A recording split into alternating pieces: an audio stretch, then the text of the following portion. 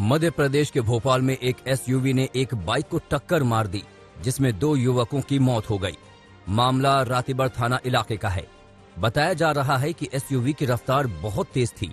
टक्कर इतनी भयानक थी कि दोनों बाइक सवार हवा में करीब 20 फीट ऊपर उछले और नीचे गिरे तो उनके प्राण निकल गए। इस भयानक हादसे की तस्वीरें सीसीटीवी में कैद हो गई।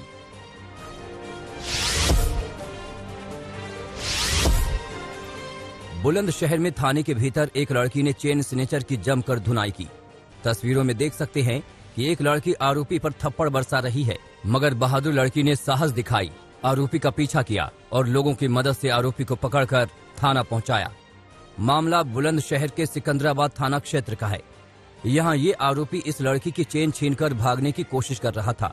आरोपी ने लड़की को ट्रक के आगे धक्का दिया और चेन छीनकर भागना चाहा, मगर बहादुर लड़की ने साहस दिखाया, आरोपी का पीछा किया और लोगों की मदद से आरोपी को पकड़कर थाना पहुंचाया। इसी लड़की ने थाने के भीतर आरोपी पर तमाचे भी बरसाए।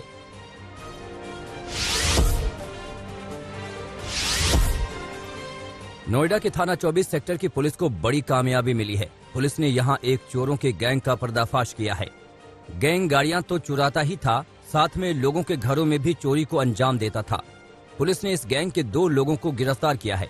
आरोपियों के पास से पुलिस ने चोरी की हुई 16 बाइक, 2 स्कूटी, 6 लैपटॉप और कई तरह के सामान बरामद किए हैं। पुलिस की माने तो गिरफ्तार आरोपियों में एक आरोपी पर 10,000 रुपए का इनाम था।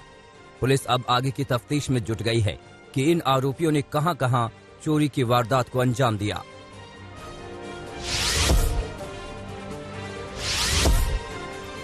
राजस्थान के अलवर में पुलिस ने करीब 50 लाख के मोबाइल फोन चोरी करने वाले आरोपियों को आखिरकार पकड़ लिया।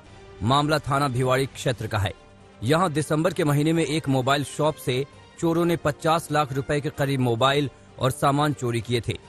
चोरों ने 37 iPhone, 2 Apple watch, 1 iPad, 14 Samsung phone, 2 one plus, 2 Redmi और 3 वीवो कंपनी के फोन चुराए थे। पुलिस की माने तो इस चोरी के बाद से ही पुलिस मुस्तैद थी। आखिरकार पुलिस को इस चोरी से जुड़ी सूचना मिली और उन्होंने चोरी करने वाले 3 आरोपियों को गिरफ्तार कर लिया। पुलिस के मुताबिक चोरों के पास से चोरी किया हुआ 95% सामान बरामद कर लिया गया है।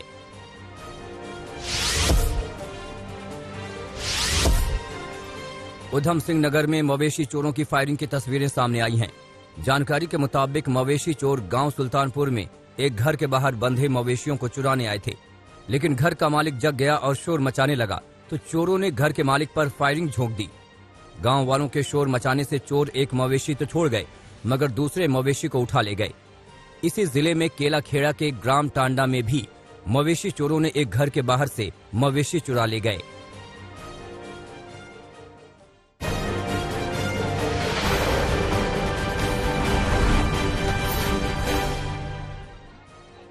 रांची में एक 7 साल के मासूम का शव कुएं में मिला है। मासूम 3 दिनों से लापता था। मामला पिठोरिया थाना क्षेत्र के हेठ कोनकी गांव का है। बताया जा रहा है कि शाहजहां अंसारी का 7 साल का बेटा 3 दिन पहले से गायब था, जिसका शव आज गांव के ही एक कुएं से मिला। शव मिलने के बाद परिजनों का आक्रोश फूट पड़ा और उन्होंने शव को सड़क पर रखकर जमकर हंगामा किया। परिजनों का आरोप है कि पुलिस ने वक्त रहते अगर कार्रवाई की होती तो उनका बेटा जिंदा होता।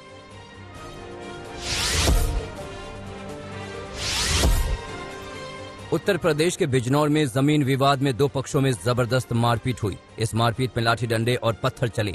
जानकारी के मुताबिक गांव के प्रधान और उनके परिवार वालों के बीच जमीन को लेकर विवाद था।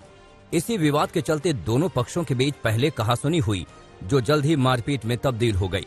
इस मारपीट में 6 से ज्यादा लोग घायल हैं। मारपीट की खबर पुलिस को मिली तो पुलिस पहुंची। पुलिस ने दोनों पक्षों के बयान सुन लिए हैं और अब आगे की कार्रवाई में जुट गई है।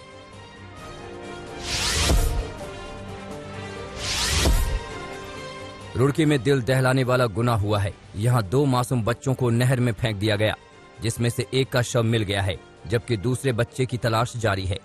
मामला जिले के मंगलौर थाने का है। पुलिस के मुताबिक दोनों बच्चों की मां अपने पति के मौत के बाद आरोपी के साथ घर में रह रही थी। दोनों में प्रेम प्रसंग चल रहा था, मगर आरोपी अपनी प्रेमिका के दोनों बच्चों को नापसंद करता था। इसीलिए उसने दोनों बच्चों को अपने साथ ले जाकर नहर में डुबाकर मार डालने की योजना बनाई। एक बच्चे का शव बरामद हो गया है, दूसरे बच्चे की तलाश जारी है। पुलिस ने आरोपी को गिरफ्तार कर लिया है।